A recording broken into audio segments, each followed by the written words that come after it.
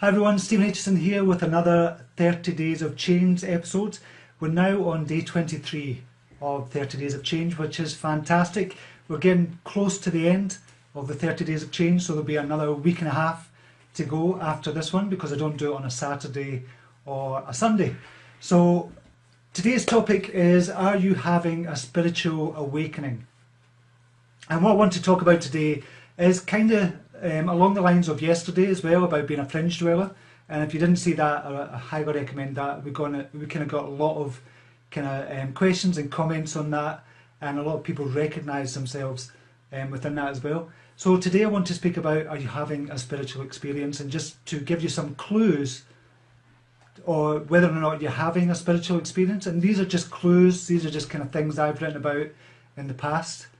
And the first one is, or the first clue is, you start to question who you are. Who you are as a person, who you are as a human being, and where you belong in the world as well. And quickly you start to kind of realise you're not who you really kind of think you are.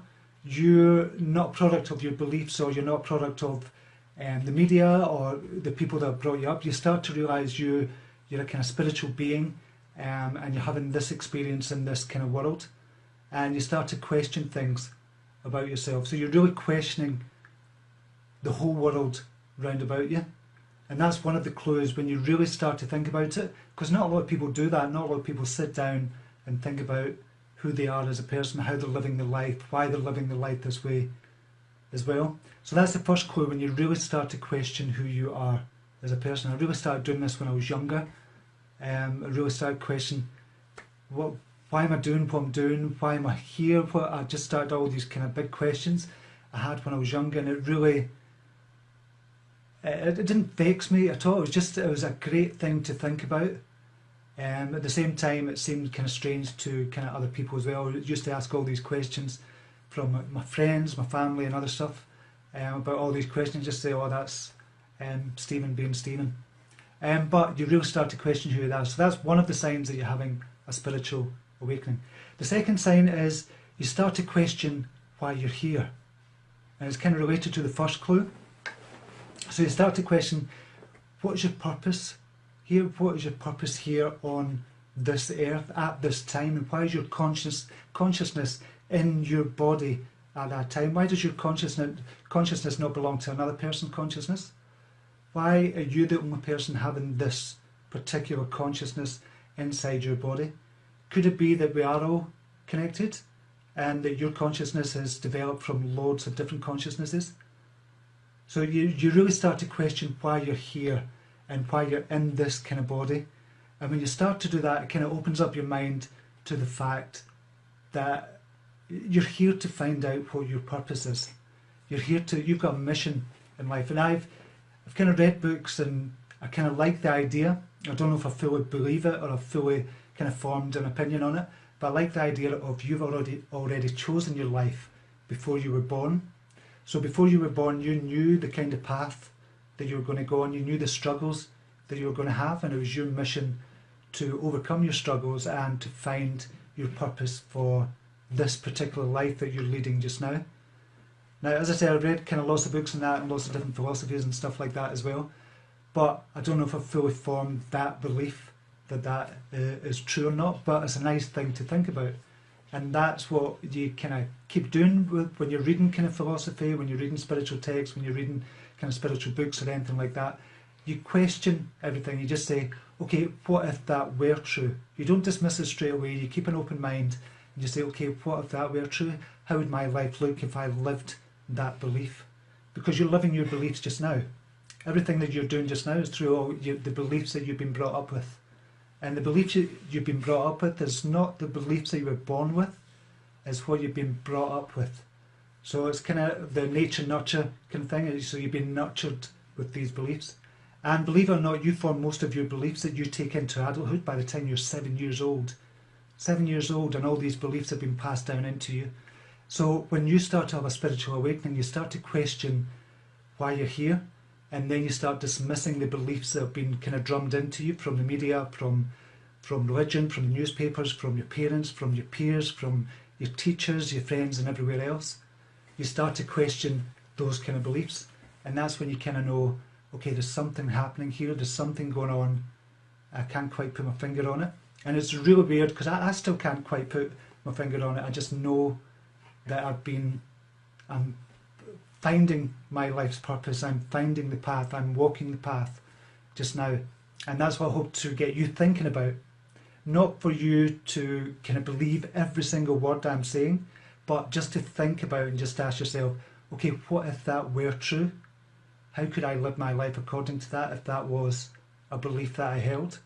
And when you start to question all your beliefs, everything kind of turns upside down. That's what we're going to talk about just now as well. So the third sign that you're having a spiritual awakening is everything does kind of turn upside down, because you realise you're this kind of spiritual being and you're just in this human body that happens to be on earth just now.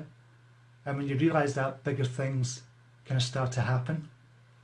And it's really weird. It's a magical thing that really starts to happen when you have these kind of higher consciousness thoughts. And that's what they are, they're higher consciousness. Because if you think about most of your friends, your family and stuff, do they think about kind of things like this? Do they think about the bigger questions in life, why they're here on this earth? They might kind of ask the question along their life path at some time, but then they kind of dismiss it. But what I've done, I just keep asking myself these questions. Why am I here? What's my purpose? Why was I put on this earth, in this body, with this consciousness? There must be some kind of reason to it.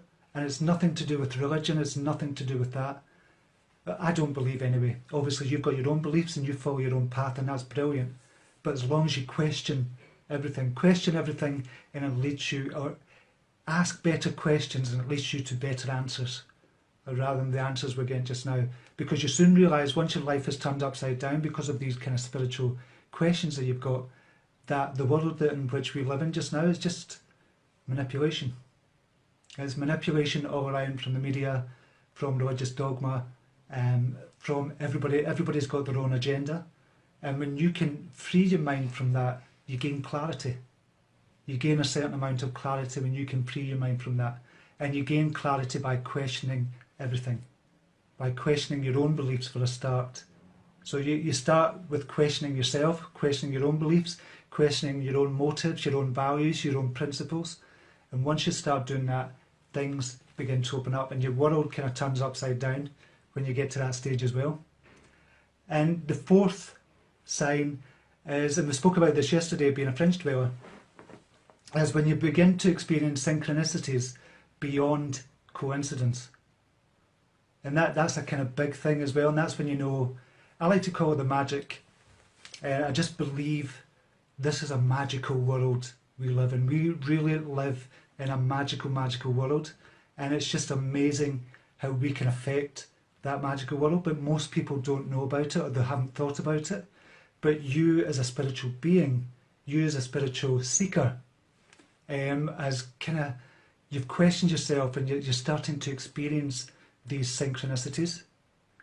And it's beyond coincidence.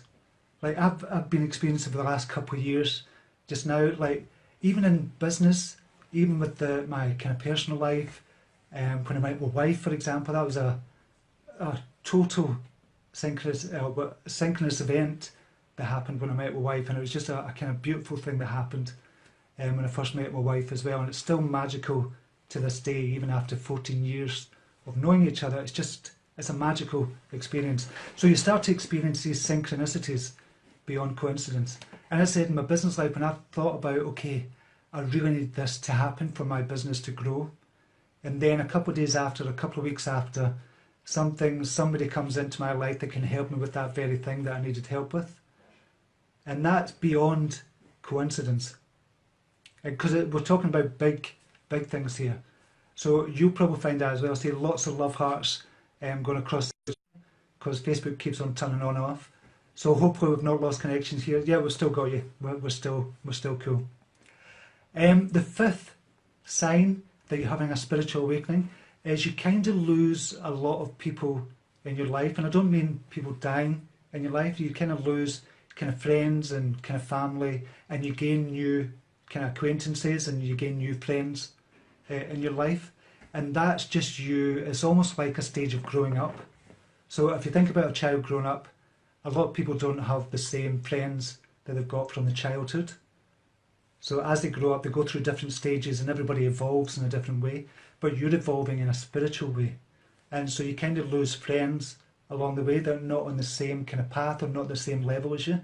And you just naturally, you don't drop them from your life automatically, you just naturally drift away from those kind of friends. But it's just a higher level of consciousness, and you begin to meet people who are on the same level of consciousness as you. You start to attract those people, and you are attracted into other people's worlds as well because of your higher level of consciousness. And it's all to do with your body energy as well. The energy you give out attracts other people or other like-minded people as well. And you'll notice when you've got a really, for example, when you've got a really happy person, very bubbly and very spontaneous, they've got this beautiful kind of energy about them, and they attract more of that back. They attract a different type of energy, a kind of bad energy as well, but as long as you know how to repel that energy, then so much the better. And that's what you're doing as a spiritual being as well. If you're awakening just now, you start to attract people with a higher consciousness that are on the kind of same level. So you lose friends along the way and you gain new friends as well. So that's another sign that you're having a spiritual awakening. Number 6, the 6th sign would be we get rid of clutter and kind of material possessions. And I've noticed I've started doing this before, maybe, I don't know, 10, 15 years ago. I was all about, okay, I want a big house, I want a big car, I want all the money I can get, I want to have lots in the bank, I want to be a millionaire, and I want gold, I just want all this. But I'm saying 10, 15 years ago, it was much kind of longer than that. But I realised I don't need any of that. It's good, it might be good to have it, but I definitely don't need any of that. And we've got a kind of a great car that everybody would think is prestigious, but a couple of days after we got it, and it was for practicality reasons as well, we needed a bigger car for the boys. Were getting older, my sons were getting older, my wife was driving to work every day, I was going to be working from home, and so it's for practical reasons as well. But once we got the car, we kind of realised it's just a car, there's nothing to it, and we wanted to take it back after a couple of weeks, but we couldn't do it. So at the end of the day, material possessions don't really matter at all. What matters in your life, and you start to realise this, is the people around about you, and it's the family, your family around about you that really do matter. And for want of a better phrase, it's kind of, this is going to sound so cliched, but for want of a better phrase, it's love that kind of matters. When you're on your deathbed at the end of your life, you're going to want to have loved a lot of people, you're going to want to have lived a lot and loved as best you can, loved fully in your life as well. And that's really kind of all that matters. Because I know if we were destitute, I would still be with my wife, we'd still be supporting each other as much as we're supporting each other just now.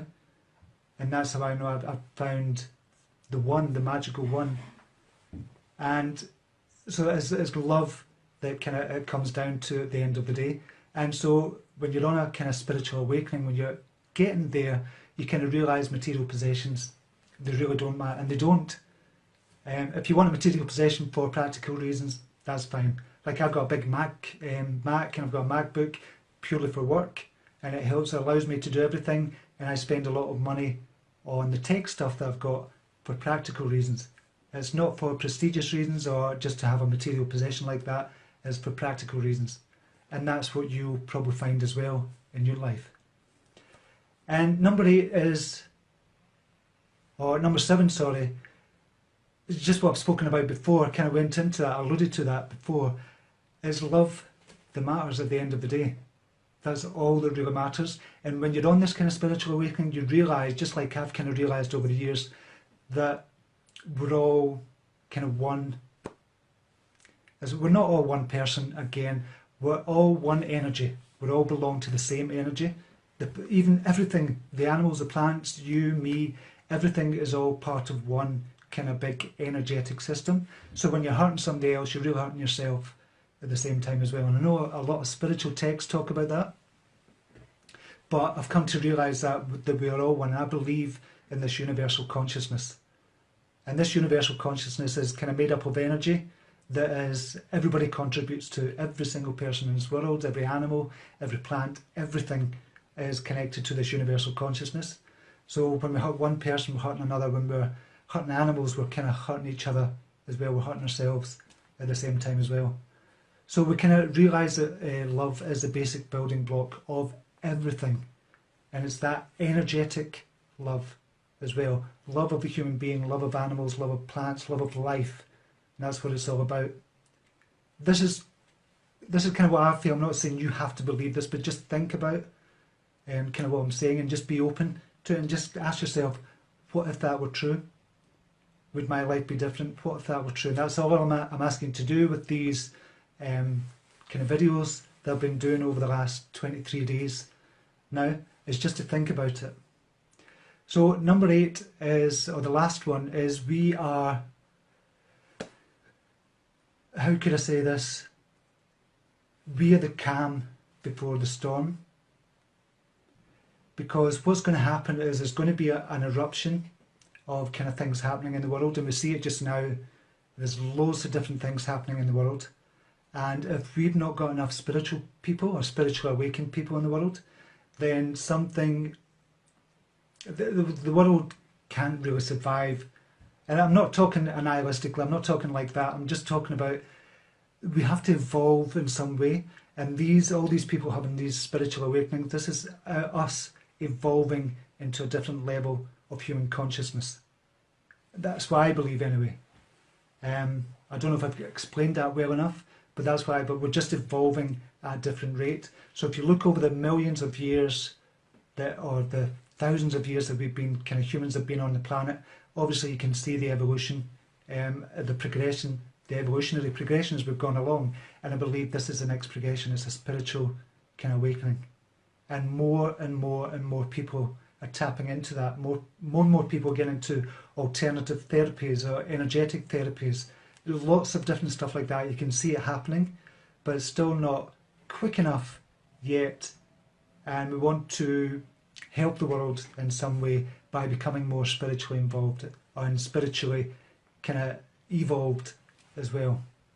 So that's the 8 signs that you're having a spiritual awakening. That's just my thoughts on it as well. I'd love to know some of your thoughts on this, and just see what you think about what I'm saying. You might think you've got your own religion, you want to believe that, and that's the only thing you believe. That's fine.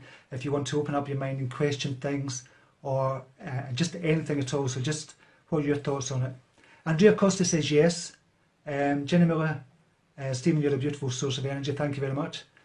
And just kind of too many questions. Go ahead, Sandra Das, I love God, Jesus, He's real, amen. That's purely your beliefs, that's fine, Sandra, and that's brilliant as well. Demetrius Vela, we will all succeed in our missions. Yes, I believe that, Demetrius. Chris Elliott, I've missed that. Char Elliott, sorry. People like you are helping the spiritual awakening. I think we all are, to be honest, Char. I'm just kind of putting it out there and getting people to question, which is brilliant. So we're all kind of helping. I'm not this kind of one person just kind of changing things, but nice to think I'm contributing in some way. Andrea Costa says so on my wavelength. Thanks, Andrea. I'm just reading these. Wendy Stephen says yes, we all need to love the world. Yeah, so definitely there's a lot of people there as well. There's a kind of regular viewer that I've never shouted out. Catherine Angel Eyes McLeod. I agree, I've always believed that we're all made and connected by the same energy source. All things are connected. As a very young child, I told my grandma my thoughts concerning this. So she's written some more there as well. So yeah, a lot of people kind of agreeing about this kind of spiritual awakening, and we're all connected somehow. And it's great that people are tuning into that, and it's great that people are turning on to that as well. It's just it's a brilliant time to be part of this kind of spiritual awakening. And it's great that you're kind of attracted to that kind of thing as well. And as I said, this is kind of my beliefs and my thoughts.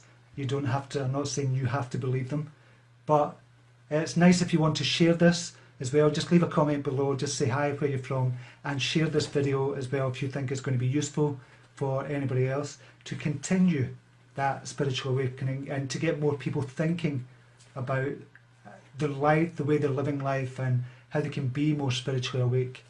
So it'd be great if you could share this video. Listen, thank you very much for listening. I think I've been on for 21 minutes now. Usually it's about 20 minutes. So I'm going to say goodbye just now. And if you can have a brilliant weekend, fantastic. And namaste.